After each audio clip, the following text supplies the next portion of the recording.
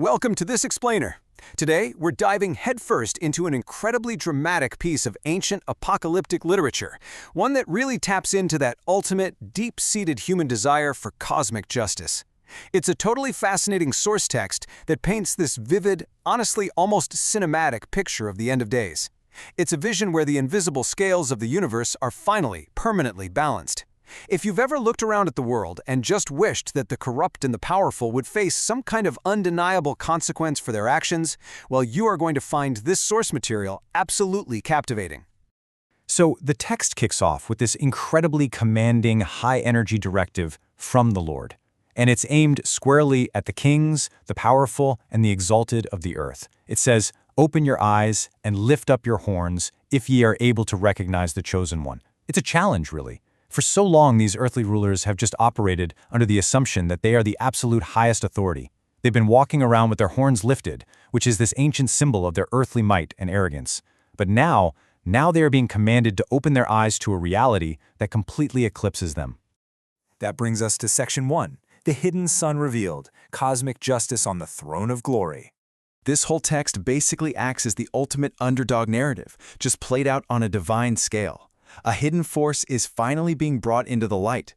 The text defines this central figure as the Son of Man, or the Chosen One. Now, what's really interesting here is that the source makes a very specific point to emphasize that this judge is not some new creation hastily put together to solve a problem. No, he was formerly hidden. The Most High preserved him, just waiting for the exact appointed moment. Imagine that kind of suppressed power. The oppressed of the earth have been suffering, completely unaware that the literal architect of their vindication has been waiting in the wings this whole time, ready to take his seat on the throne of glory. And when he finally takes that throne, the text establishes his absolute, undeniable power. Notice that he doesn't even wield a physical weapon. The spirit of justice is poured out over him, and his very word, just his word, slays all the sinners and the impious. Simply speaking, is enough to destroy the corrupt right in front of his face. It's a brilliant way the source material illustrates a profound idea. True justice doesn't actually need to fight a physical battle. Its mere presence completely annihilates falsehood and wickedness. Let's look at Section 2, the fall of kings, the terrifying downfall of earthly powers. Talk about a sudden, terrifying reversal of fortunes for those holding the reins of the world. The source uses this incredibly visceral, deeply physical imagery to describe the sheer, sudden panic of the earthly kings. When they see the chosen ones sitting in judgment, the text says pain will come over them like a woman in hard labor. It's inescapable, all-consuming agony. This isn't just a mild realization of, oh, maybe we were wrong. It is a total psychological and physical breakdown when they realize their own doom. Just watch this rapid, agonizing progression unfold.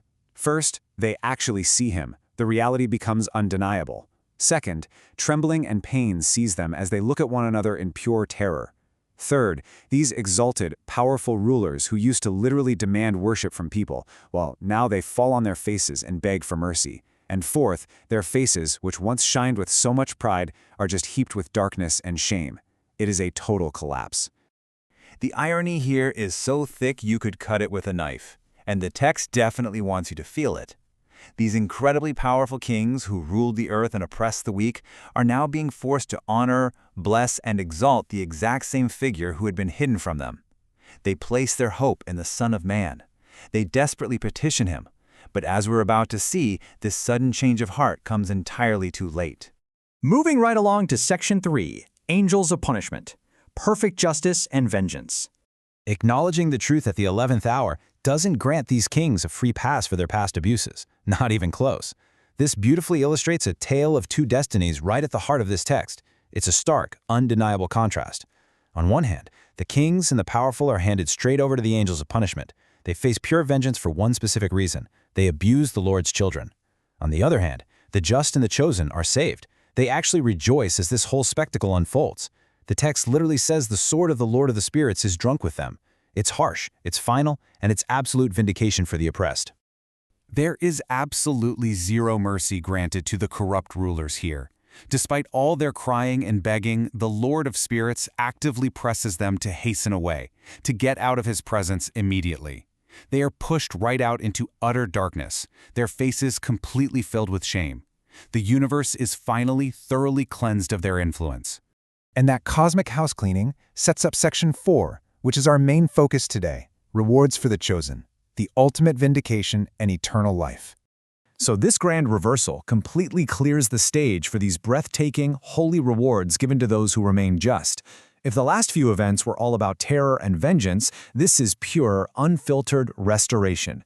Let's walk through this list because it's amazing. First, they will never again even have to look upon the face of an unjust person, so the trauma of their past oppression is completely erased. Second, the Lord of the Spirits dwells directly over them. Third, and I just love the intimacy of this one, they will dwell, eat, and rise with the Son of Man to all eternity. It's like everyday domestic peace, but on a cosmic scale. Fourth, their shame is totally gone as they rise up and cease casting down their faces. And finally, they are clothed with garments of life. Just let this beautiful promise from the text sink in for a second. Your garments will not become old, and your glory will not decrease before the Lord of the Spirits. Think about that. Everything on earth decays, right? Clothes tear, power fades, massive empires fall, but the holy reward for the chosen is characterized by permanence. It is the ultimate comfort to those who have suffered so much, this rock-solid promise that their final state of glory will never, ever diminish. To really get the gravity of this, we need to look closely at this term. The garments of life isn't just about, ancient divine fashion. It's a profound, deeply poetic metaphor for salvation itself. When the chosen are clothed in these garments, they are enveloped in a state of unchanging glory.